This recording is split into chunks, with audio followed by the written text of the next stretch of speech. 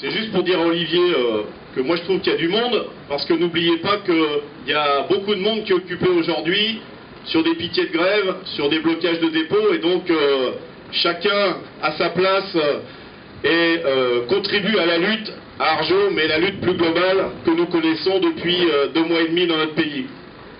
Donc mes chers camarades, qui pourrait penser justement que le doute et le découragement vont nous faire plier quand on vient ici à Wizerne? Les actionnaires du groupe Secana et le gouvernement doivent certainement miser sur une telle issue, mais vous pouvez faire le parallèle aussi avec ce qu'ils essayent de faire concernant la loi travail.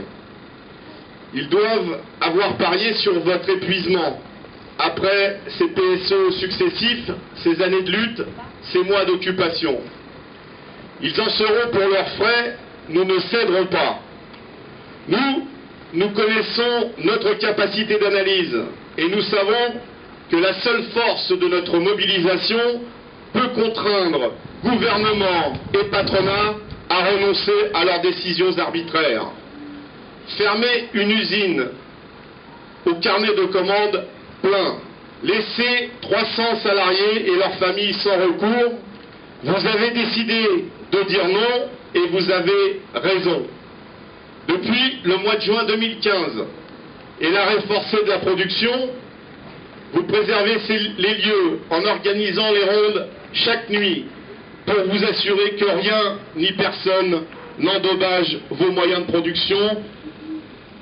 Cette attitude responsable est celle de salariés qui ont tout de suite compris la funeste stratégie de la direction. Et c'est la meilleure réponse, car oui, nous sommes attachés à notre outil de travail. C'est la meilleure réponse à tous ceux qui essayent de calomnier, insulter les salariés qui se battent en les accusant de vouloir casser et de vouloir tout détériorer. La seule chose qui anime le groupe Secana, ce groupe fier de ses 3,3 milliards de chiffre d'affaires, c'est l'intérêt de ses actionnaires, au nom duquel il faudrait démanteler chaque pièce de l'usine pour les revendre.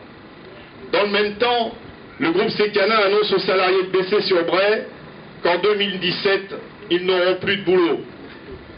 Dans le même temps, le groupe Secana laisse démonter une machine à Saravine. C'est inacceptable.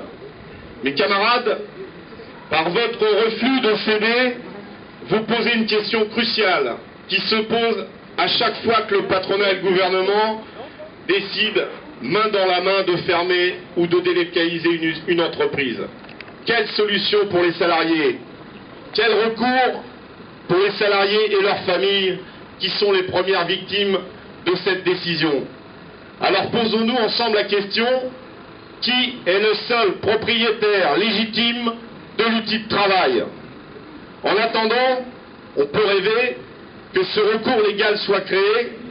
Nous ne sommes pas sans ressources, car soyons clairs, mes camarades, aujourd'hui, ce que nous demandons, ce que nous exigeons, c'est la préemption.